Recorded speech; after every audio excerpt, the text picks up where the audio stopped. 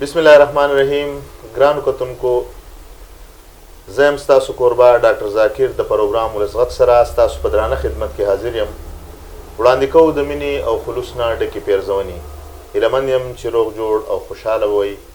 سلامونه مې واخلئ. عزتمندو، د ولس غږ پروګرام چونکې د عوامو پروګرام دی او لکه څنګه چې مونږه دا عهد کړی دی چې یاره په دې کې به مونږ د علاقې ټول هغه خلک راولو څوک چې په دې علاقه مین دي، څوک چې د علاقې ترقي غواړي. دغه وجه ده چې نن زمونږ سره زمونږ کوم میلمه دی انجینیر شرافت علي صاحب چې د هغه تعلق د دې علاقې د یو سماجي شخصیت سره سره هغه د دې علاقې ترقي غواړي او مونږ په دې باندې فخر کوو چې داسې خلک زمونږ سره په دې علاقه کې موجود دي. انجینیر صاحب د وخت راکولو ډېره مننه او ستاسو راتګ زموږ دپاره د ډېر ستاینې وړ دی. اول خو ستاسو او ستاسو د ټیم ډېره مننه چې تاسو د خپل د پروګرام کوم چې تاسو د سټارټ کولو لپاره وینا کړې وه په سوشل میډیا باندې او د هغې اولنۍ میلمه زوی یم او سره سره کتونکو ته سلامونه او نیکې هیلې. انجینیر صاحب، اول خو راته دا ووایه چې یاره مونږ وینو ستاسو چې کومې سرګرمیانې دي په دې وخت کې د بلدیاتي الیکشن په حواله باندې تاسو د دې علاقې نه د بلدیاتو د تحصیل د نظامت لپاره کوشش کوئ. ستاسو خیال څه دی چې یاره الیکشن دویمه مرحله چې ده د حکومت به وکړی شي؟ ذاکر صاحب، څنګه چې تاسو ته پته ده چې 17 اضلاع کې بالکل کم چې د کاغذونو هغه مرحله و هغه مکمل شوه او په 19 دسمبر به په دغې 17 اضلاع کې الیکشن کېږي. بالکل د دې سره سره دویمه مرحله چې ده هغې کې 18 اضلاع دي او هغه امید لرم چې د 25 باندې به د شیډول اعلان وشي او په 15 جنوري باندې به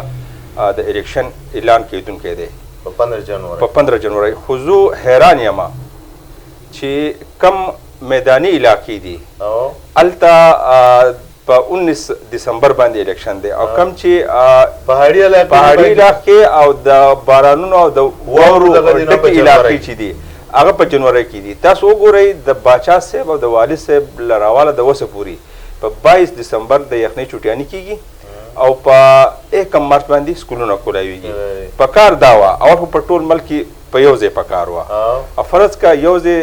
ته حکومت تیار نه یا الیکشن کمیشن تیار نه نو په کار دا وه چې په دې 19 دسمبر باندې په دې غریزي علاقې چې دي دلته اول شوی او په دې 15 جنوري باندې میداني علاقې باندې شوی. انجینیر صاحب، زما یو بل اهم پوینټ چې دی ریسنټلی چې د هغې کم دغه راغی، حکومت یو بل خبره وکړه چې یاره هغوی په جماعتي بنیاد باندې په الیکشن نه دي خوشحاله نو سپریم کورټ ته د های کورټ په فیصله سپریم کورټ ته لاړل. د دې څه وجه ده؟ څنګه چې تاسو ووایې های کورټ دا فیصله کړې وه چې یاره په جماعتي بنیادونو دي جنرال کونسلر دا کوم چې ویلیج کونسل په سطح چې دي دا به په جماعتي بنیادونه کېږي. حکومتي چارواک چې دي هغه لاړل سپریم کورټ ته په اپیل باندې. د دې وجه دا ده چې په هر ویلیج کونسل کې 1 انار 100 بیمار خاص کر د پی ټی آی کینډیډیټ نو هغه به چاله ټیکټ ورکوي. فرض که یو کس له ټیکټ ورکوي نو دا نور تی خفه کېږي نو د دغې د کینډیډیټو د خفخان په وجه باندې چې دو خفه نه شي او اونګه شکست ګور چې کینډیډیټ خفه شول خو شکست به مومي بیا که نه چې د بیټ د دې نښې نه خو نه هېرېږي چې یاره دې له سپورټ نه ورکوي. نه، حکومتي پارټي دا خاص کر زموږ په KPK کې 8 کال یې پوره کړل، 2 کال یې پاتې دي، ټیک شوه، کارونه یې کړي دي. نو په دې په حواله دا PK6 کې یو جلسه شوې وه، کامیابه جلسه شوې وه. اوس پرون په PK4 کې جلسه وشوه، ښه کامیابه جلسه ورته موږ ویلی شو. ټیک شوه، په دې حالاتو کې په دې مهنګایۍ په حالاتو کې نو څه ناڅه د هغو هغه ووټ بینک شته. لکه تاسو څه وایئ چې یاره په موجوده الیکشن کې به د حکومت څه پوزیشن وي ستاسو په خیال، ستاسو په اندازه هغوی له شکست ورکول چې دي هغه د دې پارټیانو د وس خبره ده که نه ده؟ یا د دې دپاره صلاح عمل به څه حکومتي پارټۍ د تاسو د هغو ماضي وګورئ که نه نو هغو ټکټونه چې دي نو خوریو له رونو له رشته دارانو له یا منظور نظر چې کم کسانی کم چې هغه زه به دا ووایم چې د ایم پی نږدې لږ هغه چاپلوسي چې په چا کېږي که نه نو هغې کسانو ته فرض که ټکټ میلاو شو نو زه دا وایم چې بیا شکست چې دی نو د دوی به مقدري ها په میرټ باندې دوی ټکټونه ورکړل نو بیا مقابله به وکړي. نو ستاسو په نظر کې لکه که فرض که خلک وغواړي او دلته کې هغوی ته یو اتحاد یو اتفاق مطلب په هغه صورت کې ولې چې په موجوده صورتحال کې چې د خلکو کمی احتجاجونه دي یا جلسې جلوسونه دي د مهنګای خلاف نو د حکومت خلاف ستا په خیال باندې په تحصیل کې به خلک متحد شي؟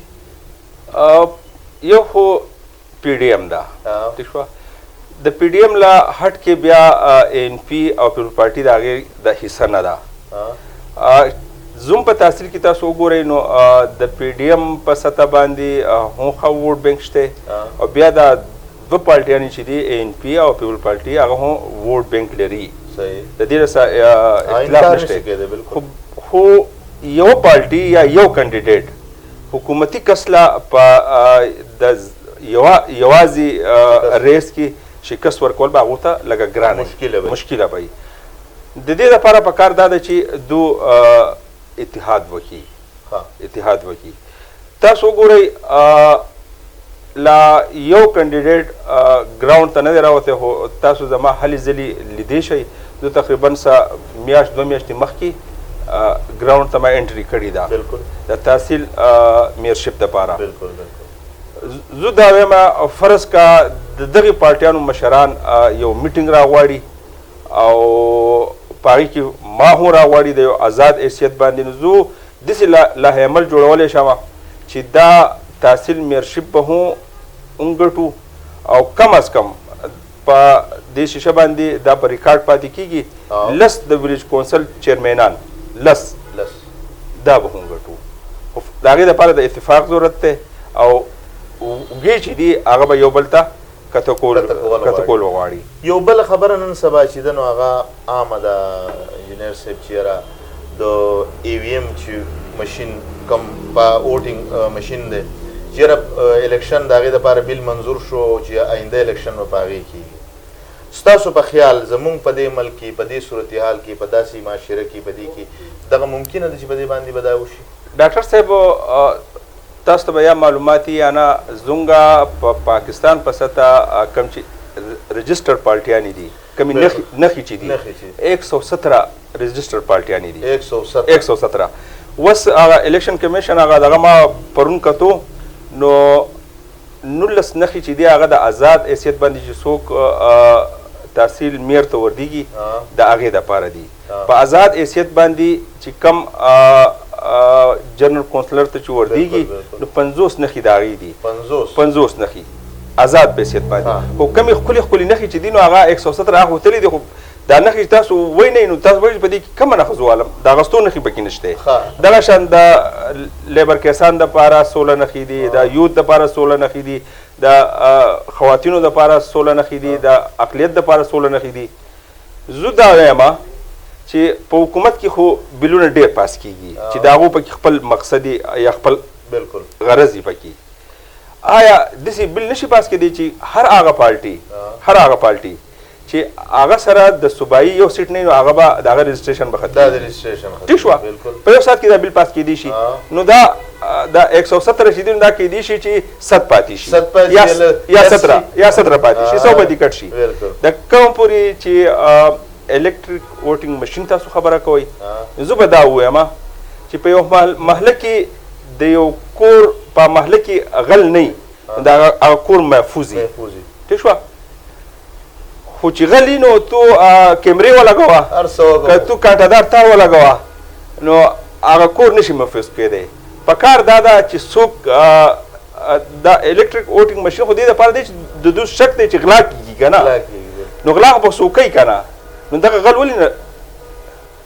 نه رانیسئ غل راونیسئ. او بله خبره ته زه دا کومه تاسو وګورئ د امریکې چې کله هغه تیر شوی الیکشن و ټرمپ والا پاغي باندې تاسو ادارې وګورئ آرټیکل وګورئ پاغي باندې تحفظات دي چې دا هیک شوي دي او رشین هیکر چې دي دغه الیکشن چې دی هیک کړی دی نو چې د امریکې په شان طریقه یافته ملک خپل دغه نشي محفوظ کولی نو آیا موږ به خپل الکتریک ووټینګ مشین چې دی دا به محفوظ وساتو بالکل او انجینر صاحب تاسو د پی ټی آی د جلسو خبره وکړه اسې اعلان هم شوی چې یاره د په 144 جلسې بنئ خو دوی دا ناڅاپه د دې جلسو مقصد څه دی تاسو دې ته په څه نظر ګورئ چې یاره دوی دا قصه شروع کړه حکومت خو جلسې نه کوي نور خلک اکثر مني کوي په دې مقصد خو ټول پوه دي الیکشن را روان دی څنګه چې میچ شروع کیږي نو د میچ له مخکې خلک عادي د ګروډ له چاپیرې لګي منډه وایي ځان ګرم کړي نو دوی ځان ګرموي او د الیکشن تیاری دا مطلب ما چې هلې ځلې کولې د الیکشن تیاری وکړه او ان شاء الله کله چې اداره وکړي تاسو بیا هلې ځلې وایي او ان شاء الله دا به داسې هلې ځلې چې په یو سر باندې او زما الحمدلله ملګرتیا په هر ویلیج کونسل کې ده په هر ځای کې ده او مین خلک دي زما په خبرو باندې یو پیغام جی خلکو له د الیکشن په حواله په دې حواله مختصر غونډه ورکوي عوامو ته خاص کر تحصیل ورکوټ عوامو ته دا پیغام محسوسو پرې ورکړی دی بیا ولا بدایو پیغام به ورکما چې دا ستاسو د کور کلي الیکشن دی دا ستاسو د خدمت د غم خادۍ او ستاسو د تحصیل تانې د منډي کسان چې دي هغه وټاکئ که هغه د هرې پارټۍ سره تعلق لري هغې وجه دا ده چې دا ستاسو د کور کلي الیکشن دی او ووټ هغې کس له ورکوئ چې کم از کم کرپشن نه کوي ایمانداري او ستاسو خدمت کولی شي او مطلب کار له سړی وګورئ سړي له کار مه ګورئ نو ډاکټر صاحب زونګه دلته مخکې یو ټینور تیر شوی دی تحصیل ناظم پاتې شوی دی ښه سړی و زه دا نه یم چې کرپټ نه و ښه سړی و خو هغه شان اکټیو نه و څنګه چې د تحصیل ناظم اکټیو پکاري ډېره مننه انجینر صاحب د وخت راکولو ستاسو د خوږو خبرو کتونکو همدغه شان زموږ مقصد صرف دا دی چې یاره موږ هر څوک دلتې راولو خو چې هغه خبرې وشي چې هغه کم از کم د حالاتو د واقعیاتو د هغې مطابقي او عوامو ته د هغې نه څه نه څه اګاهي چې دی نو هغه میلاوي شي انجینر صاحب هم پخپله یو ډېر پوهه سړی او د دې علاقې یو سماجي سړی دی دی که په هر پیل کې دی که په هره معامله کې خو د سوچ چې دی هغه مثبت دی د یو بل پروګرام پورې اجازت راکوي د الله په امان